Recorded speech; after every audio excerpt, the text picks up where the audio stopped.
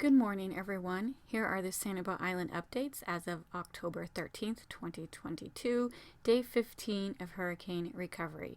The new fire chief, Kevin Barbeau, was happy to announce the water supply for fire suppression is almost at 100% today. This is just for emergency services.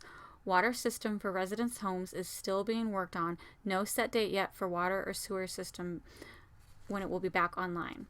The fire department will have 1,600 free tarps to give out at Fire Station 171, the Palm Ridge Station. They have been getting requests from homeowners to help tarp roofs, and they have to decline those requests. They do not have the resources available to tarp roofs.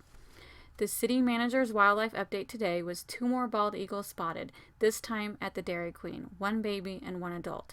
I might have already mentioned this, but the Dairy Queen is still standing. It has some roof damage, but overall it looks great. The Shack, a frozen custard shop on Sanibel, also suffered minimal damage. The owners grilled hot dogs and burgers yesterday, giving them free to anyone who stopped by. The place has outdoor tables, making it a nice stop for anyone who needed a break. This was obviously food they brought in from the mainland because at this point, any perishable food on the island before the hurricane has spoiled unless the business or homeowner had a permanent generator that kicks on when the electricity goes out.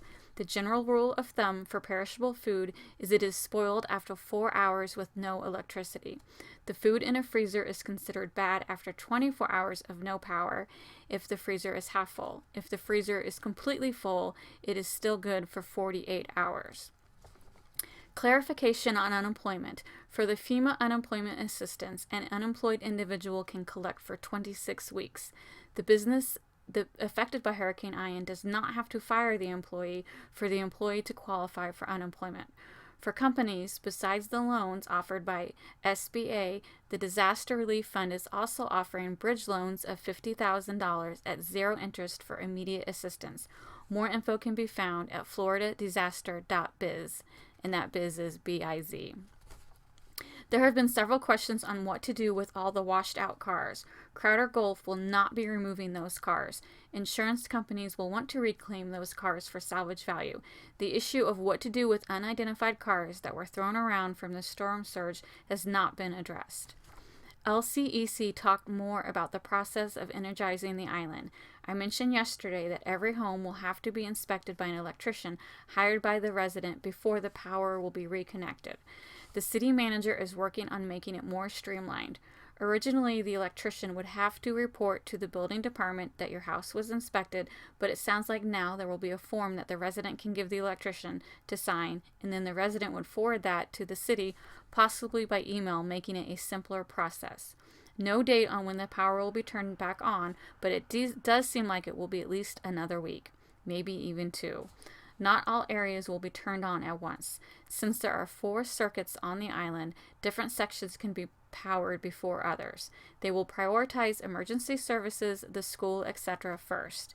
Then, next would be the areas with least damage, and then finally, the hardest hit areas will be re-energized. 120 porta potties will be arriving on Saturday in 10 different locations. The city will provide those locations on their website. Again, their website is mysanibel.com. It's an excellent source of information. No updates on the charging stations or ferry services. There are several citizens that are really pressing for the ferry service issue, but unfortunately it's not an easy process, and it seems to me like they're not even going to get it up and running before the bridge is open. So it's just too much to arrange, and the resources are stretched thin because we have to remember it's not just Sanibel affected.